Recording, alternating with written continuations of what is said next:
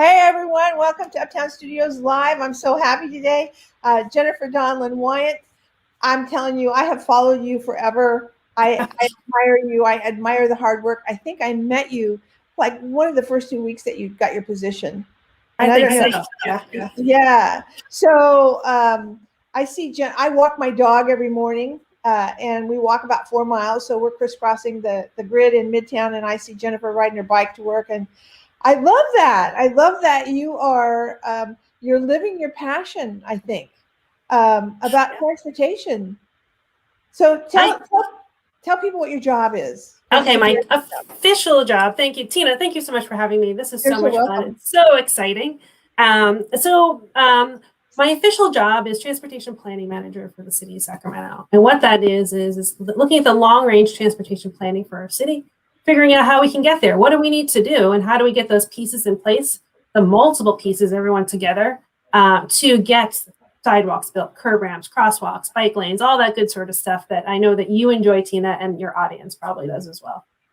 Yeah, so I was just talking before we started here, telling Jennifer that I walk those 4 miles and I'm marking out all the places that need crosswalks and we need to slow traffic down. And, you know, I'm a Midtown walker and I want to be safe. And there are people that come into the city that don't respect the things that we have.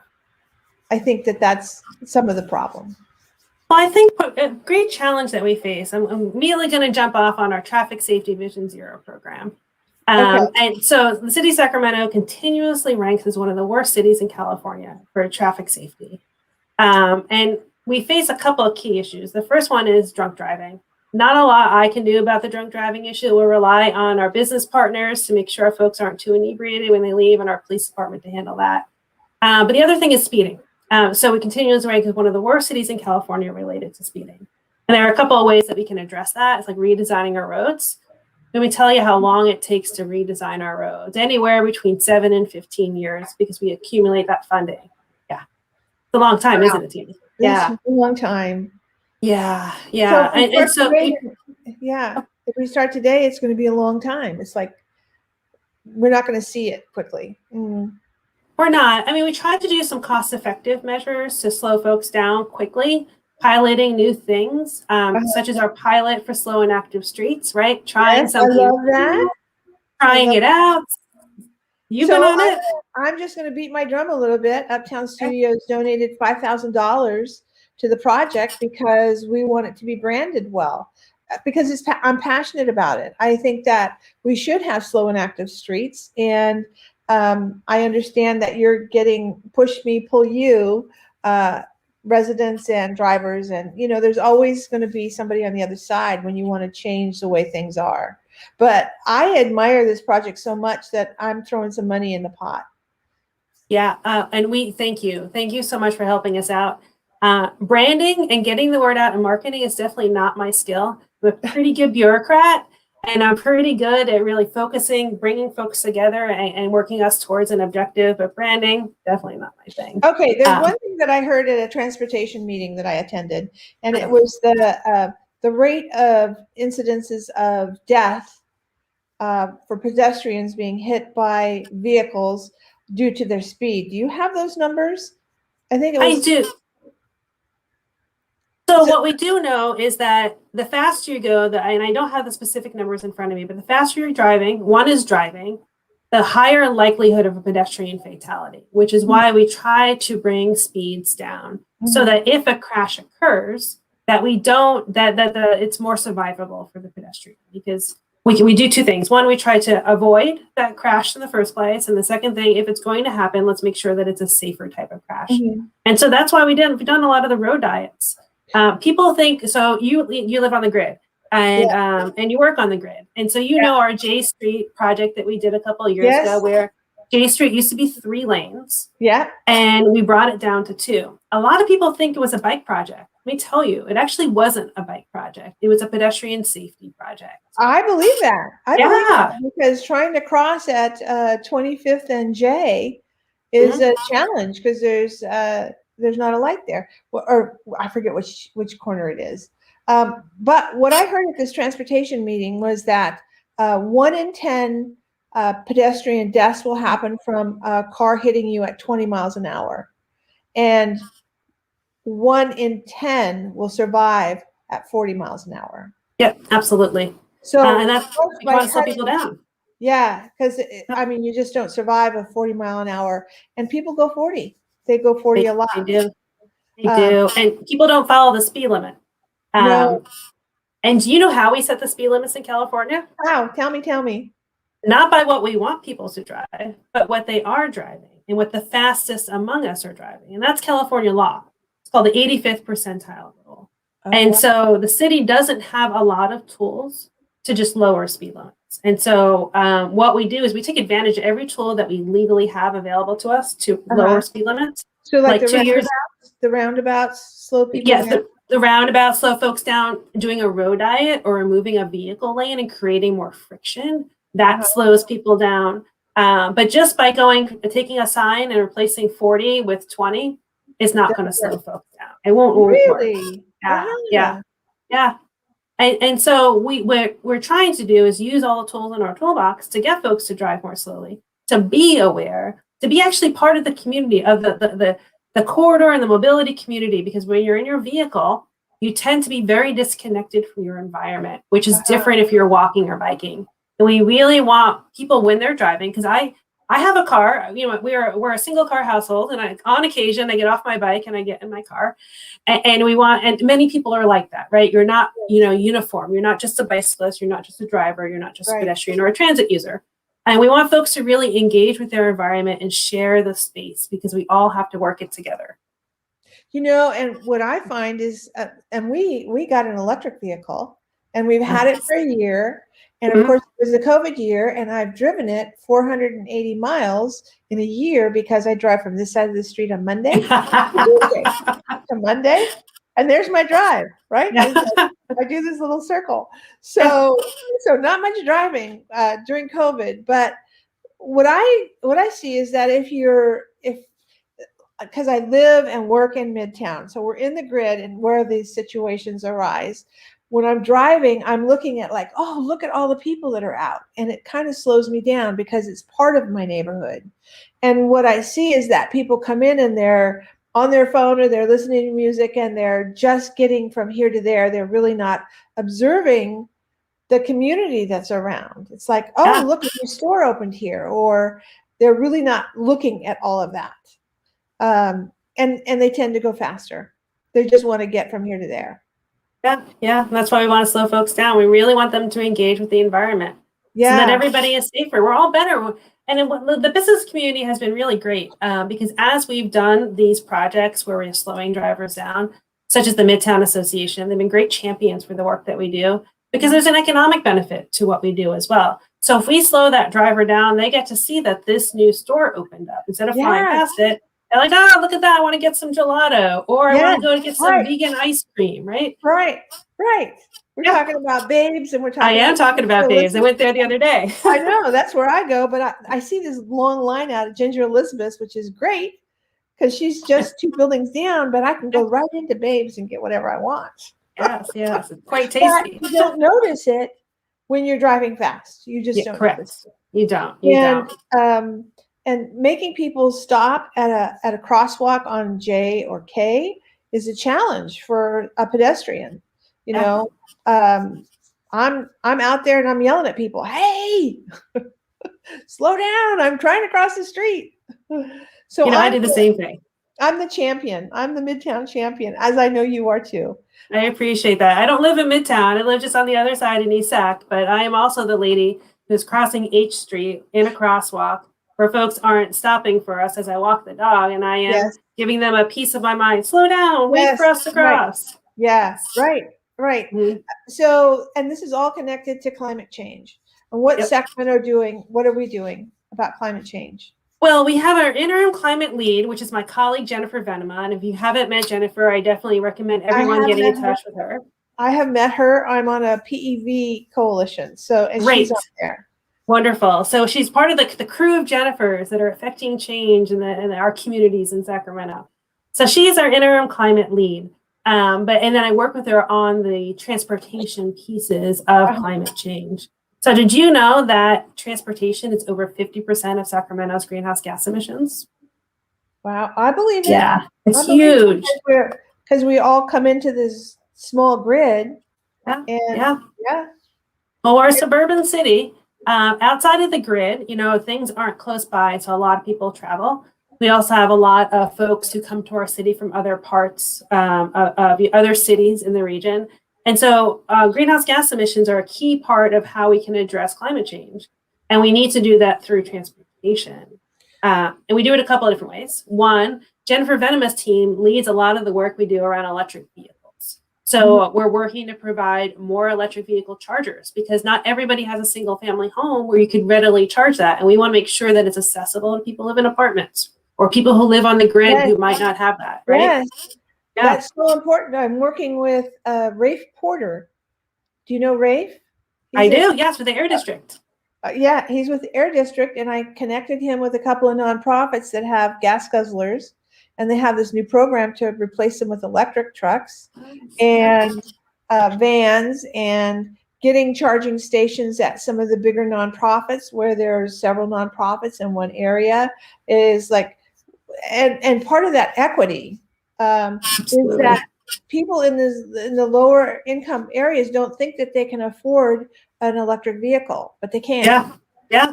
So I'm starting to help them on these campaigns to let people know you could afford to get a vehicle because through May I think there's $9,500 incentive that the government's going to pay for the vehicle. So if you found a used vehicle that's electric, you might get a really good price.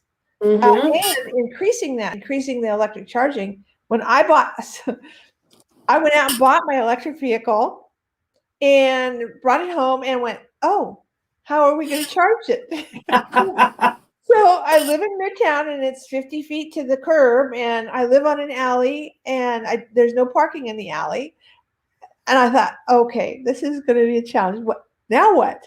So then I called all my EV friends and I thought, oh, this is really wacky. I did not think of this. So we got a charger back on the alley side, so we could park there and we could charge it. But it took us several months, and we had this long, very fat electric cord that we ran from the living room, and we opened the door and we ran it out to the curb for the first 3 months. So we made do.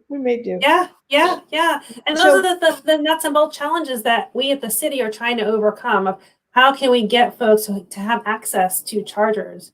How can we get more people buying electric vehicles? How can we support regional transit in their purchase of electric buses, right?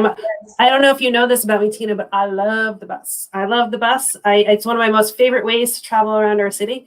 And anything I can do to support our transit agency, to regional transit, RT, to help get more people on the bus, I'm there. I love the bus. Well, and they're still having, I think they're still having free trips to get your vaccination.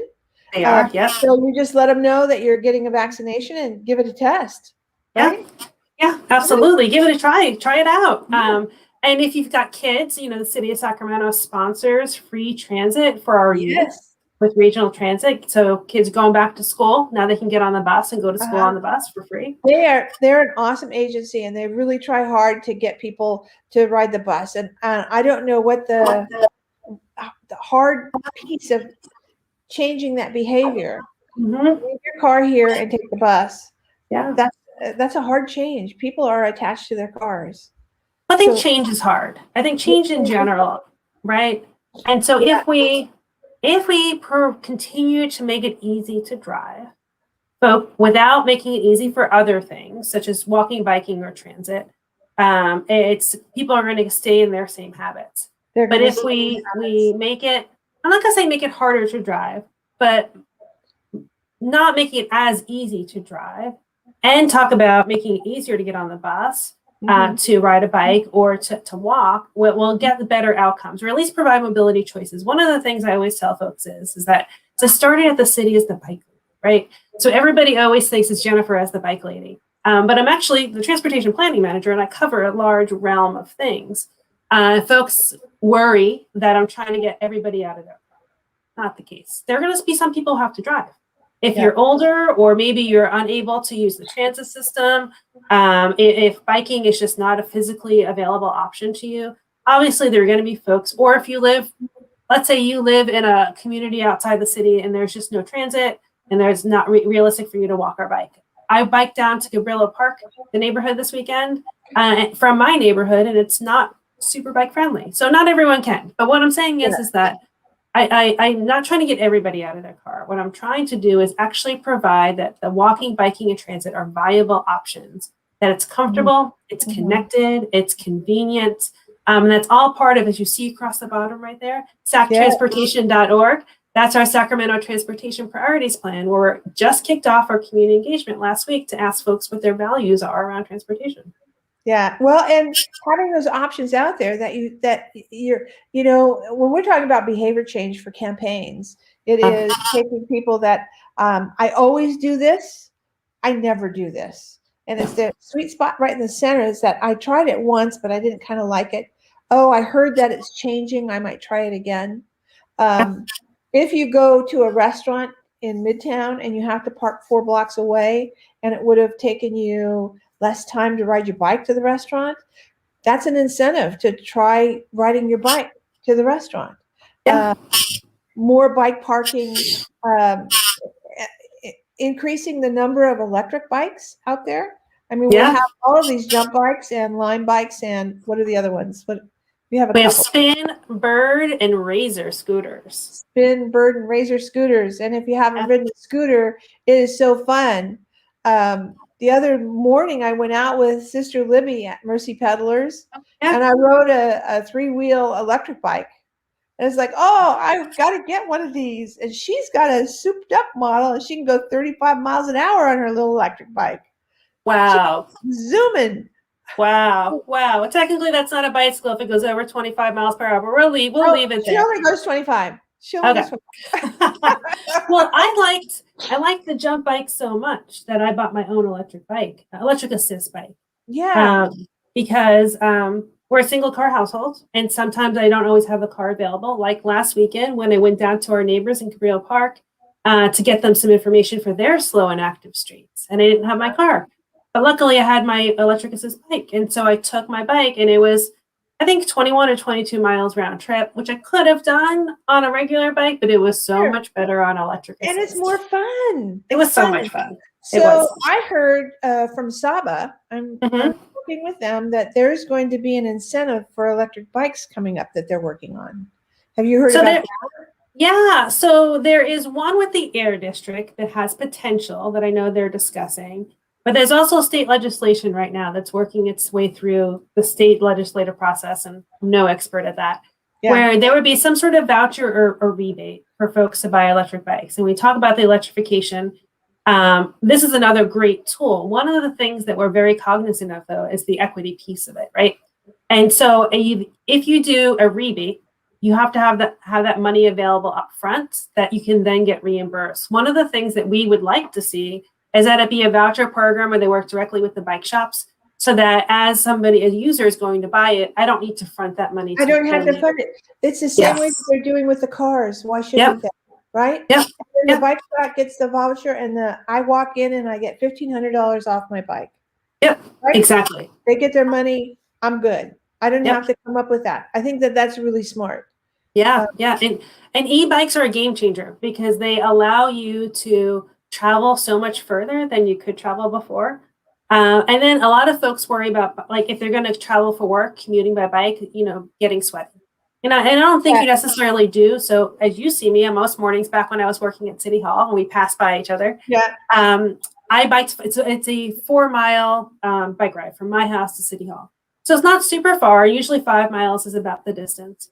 And I didn't get sweaty going into work. On the way home, if it was 106, maybe, but I'm going home. I mean, who cares, right? You got the breeze, and it didn't get hot until you hit a stop sign. Exactly. Right? But some folks are concerned about that. And so we want to recognize that and acknowledge that. And so maybe an e-bike is a great way for somebody else to travel 4 miles without worrying about building up a sweat and looking presentable whenever they get to whatever their place of employment might be. And so they're great. Did you find that you got to work faster than if you used your car? I always get to work faster than if I use my car. Because you don't have to park it. You don't have to pay for parking. You don't have to walk from parking. It is like zip up, go in. You're Exactly. done. I'm done. It's so much nicer to not have to worry about parking my car or paying for gas. It's a great way for me to travel within the core of the city. And we're working diligently to provide more bike parking. And so if folks out there who are watching want to recommend or need a place for a bike rack, just let us know at sacramentobikes.org. And my crew will go out there, we'll evaluate it to see if there's space there. And we'll get one in. We have funding for it. We want to make it happen. That's right. We did that. Remember, we were like one of the first offices that came up. Yep. And I said, well, let's take these 2 parking spaces and we'll put bike parking in front of our office. A bunch of bike racks. Yeah. Yep. So it's all good and it's free in front of your business. So take advantage of these things. And maybe you didn't know about it, but now you do. So totally. So let's talk about air quality in Sacramento. Okay. I know that it's a trouble spot. How can we get more people to be aware of it and to do something? It's not just being aware. It's like, oh God, it's so smoggy and the air is so bad. Yeah. Do something. What can you do? Well, it's all the things we're talking about. It is. But beyond that, what can people do? Well, this is a little bit outside my area of expertise, but I would say get engaged in the system. Our air district are a great crew of folks who are monitoring our air quality. At the city, what we're trying to do is get folks aware about EVs, electric vehicles. How can they gain access to them? We're rolling out a pilot program for new EV chargers at our community centers. And then because that's a great place, right, to make those connections. So Jennifer Venema, again, the other Jennifer, one of my good colleagues, and her team applied for a grant and we received the grant. And so we're focusing in the south area of Sacramento where the most investment is needed and going to be working through that process. The specific details are still in the works, but really want to focus on community hubs so that we can provide that access. And it's easier for us because it's our right of way as opposed to trying to get it on private property. So are you talking about mobility hubs? We're working on one right now in North Sacramento. So does everybody know what a mobility hub is? Let's talk about it because I learned about this through my PEV involvement. So talk about the mobility hub. Great. So a mobility hub is a place where different modes of transportation can come together and services are provided. So for example, you would have EV charging at this location. It would be a transit stop where transit came through. It would be bike charging. So let's say that you have an electric bike. You also have the ability to charge your bike. Bike share and scooter share will be there. So if you get off the bus, you hop on a shared bike or scooter and get to your destination. Or car share, right? So we have a lot of car share in the city of Sacramento. Maybe it's not bikeable or transit ready, but you can get a car share and get to where you're going. So it brings everything together as kind of like a menu of options, like those old time cafeterias where you could choose things that you would like. Yeah. Walk down the aisle, choose what you want. Exactly. Now there's charges on everything. Everything is a cost. Yeah. But the scooters and the bikes are really affordable, and they get you from here to there. And what they can do is give you an experience on your electric vehicle, whether it's a scooter or a bike, and go out and have some fun and play with it. And the cars are electric also. So you can see what an electric car is like to run. I know that talking to some of the nonprofits, they're trying to get those electric vehicles in there with the cost subsidized so that residents in certain living situations can use them. I love it because what we really want to do is have all people experience it, have it be seen as normal, and then it becomes part of their life. So there's all these steps that we have to go through. Yep. It's like convincing people, yes, you can have an electric vehicle at your low income rate and you need a new car, you should look into electric vehicles. Mm-hmm. Yeah. And then help clean up Sacramento. Yeah, because we need cleaner air. We need people to take a moment and think about our choices. And so how can we make choices that benefit our community and our air quality? And we can do it a lot of different ways. And that's why we like to provide. My job is not to get people out of their cars. My job isn't to identify new roads to build. my job is to bring our communities together and talk about what our needs are and how can we transition to making those needs a reality. And so we do that by providing mobility choices. So you could drive an EV, you can get on a bus, you can bike, you could scoot, you can do a car share. Right. All of those great choices. Yeah. And the thing that gets me is that they think that the government is going to take care of this, but the government is going to pass policy and laws and rules and regulations, but we have to ultimately follow them. And I know as a marketing person that behavior change gets a big boost when there's a law passed, like seatbelts. Back in the day when I was a kid, there were no seatbelts. You didn't have to wear seatbelts. And they didn't become the most effective tool until laws were passed where it was mandated that you had to buckle up. Buckle up for safety, buckle up. That was the song. I'm like, I don't know the song. I still remember. That's because I'm older than you. I also grew up without TV, so I missed a lot of the pop culture references. So when laws are passed, it's kind of an incentive for people to be mandated to take a higher road. It's like, yeah, you're set in your ways and you have a gas guzzling car. What's the next step? So eventually you're going to need a new car. If we can really just get people to look at an electric car, and if you haven't driven an electric car, they are zippy, man. They are fun to drive. They are really fun to drive. Yeah, I didn't know that. So my car is not an electric car. Don't tell anybody, Tina. Okay. But I've used car share. I've used our gig car share, which is an electric vehicle. We put very few miles on our car every year, and every once in a while, I need to use a gig car share. And it's super fun, and it's peppy, and it goes where I need to go, which is absolutely perfect and great. And I think that's one of the key things is that exposing people to what it could be. And I think that's a lot of what our mobility hubs do. I think that's a lot of what my team does when we go out to our communities and talk with folks about the work that we do. But I am no behavior change expert. I'll leave that to you folks. Well, it's a try and try again, try and try again. Let's talk about transportation priorities plan that you have developed. Where can people see the plan? Well, the plan's not ready yet. We're just starting. Oh, you're just starting it. Just starting. So we have 3 phases of community engagement. We kicked off our first phase last week. So that's sactransportation.org. And what it is that we've never had a comprehensive way to talk about how we invest in transportation.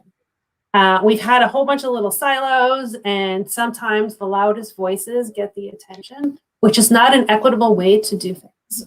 And so, because a lot of our disadvantaged and disconnected communities don't trust us in government and don't want to come to us and tell us what their needs are.